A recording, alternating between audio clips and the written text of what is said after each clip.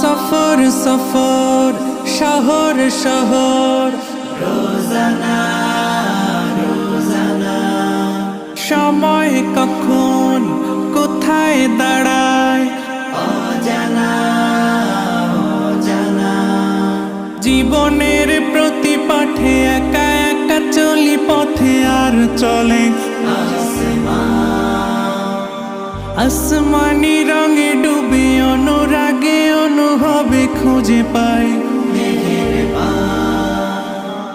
সুবহানাল্লাহ ওয়ালহামদুলিল্লাহ